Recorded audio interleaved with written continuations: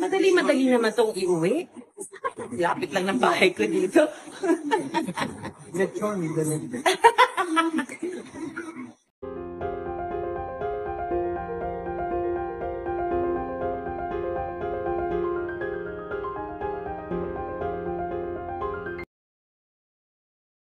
Hello at welcome back sa aking channel. Judy Ann Santos naging yaya sa kanilang restaurant.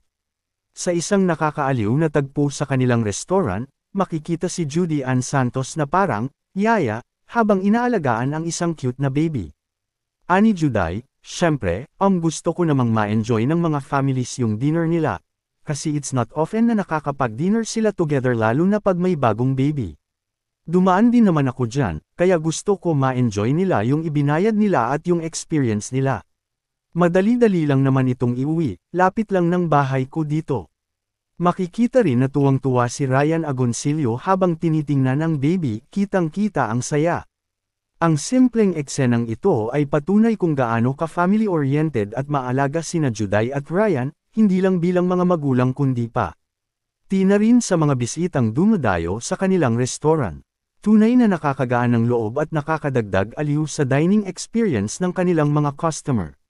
Narito at ating panoorin ang kabuuan ng video, pero bago yan maaari po kayong mag-subscribe para updated sa iba pang kaganapan.